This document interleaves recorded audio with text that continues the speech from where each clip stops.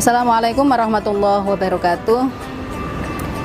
Bismillahirrahmanirrahim. Alhamdulillahilladzi hadana lihada wa ma kunna linahtadiya laula an hadanallah.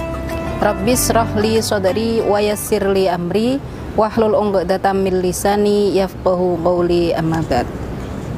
Hadirin pemirsa rahimakumullah, alhamdulillah pada siang hari ini kita akan bersama-sama membahas tentang bersuci, di mana suci kali ini yang akan kita bahas adalah secara spesifik tentang wudhu. Secara spesifik kita akan membahas tentang wudhu, di mana wudhu itu bisa berfungsi untuk membersihkan hati, juga menghilangkan bakteri.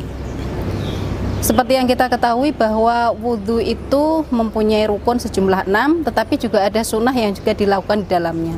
Kita awali dengan berniat. Selanjutnya rukun yang kedua yaitu membasuh muka.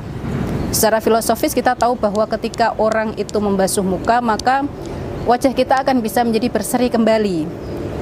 Nah, berseri ini tidak bisa dirasakan oleh setiap orang ketika membasuh muka itu tidak sampai masuk pada kulit. Artinya misalnya seperti perempuan-perempuan yang suka menggunakan make up secara berlapis, misalnya ada foundation, ada alas bedak, kemudian bedak.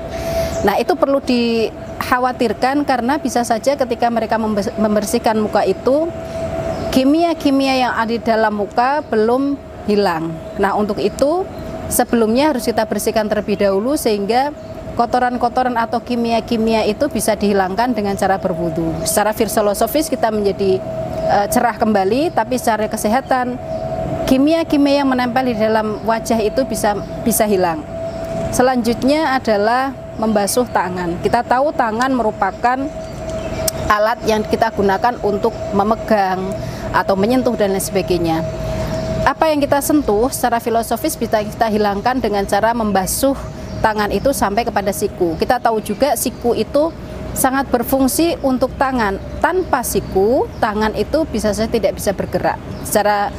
Secara kebersihan kita juga tahu, misalnya seorang perempuan terutama, ini lagi-lagi kita tekankan kepada perempuan yang sering menggunakan lotion untuk memutihkan dan lain sebagainya.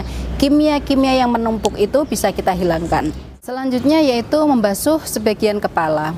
Kita tahu bahwa kepala itu merupakan tempat berpikir, kemudian rasa sombong itu juga ada di kepala, terus kemudian takabur itu juga ada di kepala. Filosofinya adalah ketika kita bisa membasuh kepala itu dengan benar, maka hilanglah sifat takabur, sifat sombong, atau sifat seolah-olah menjadi pemimpin. Selanjutnya kita akan membasuh kaki. Kita tahu kaki itu merupakan media kita untuk berjalan. Bisa saja kaki itu kita gunakan untuk berjalan kepada sesuatu yang positif, tetapi juga bisa menuju kepada hal-hal yang negatif. Nah, secara filosofis, dengan membasuh kaki itu, kita akan membersihkan langkah-langkah negatif kita menuju kepada langkah-langkah yang lebih positif. Secara kesehatan kita tahu juga bahwa kaki itu merupakan tempat kuman karena terlalu lama di dalam sandal, di dalam sepatu, lebih-lebih kita memakai kaos kaki, tidak ada udara yang masuk di dalamnya, menjadi lembab dan lain sebagainya, maka akan timbul banyak kuman, ada jamur dan lain sebagainya. Patut bagi kita untuk membersihkan kaki itu secara merata dengan menggosok sampai sempurna sampai pada mata kaki. Yang terakhir yaitu tertib. Kita bisa berkesinambungan melakukan wudhu itu, diawali dengan niat, diakhiri dengan membasuh kaki secara tertib berurutan, dan secara mualat. Mualat itu kita bisa melakukannya karena itu semuanya sudah dilakukan oleh Kanjeng Rasul, kita tinggal mengikutinya.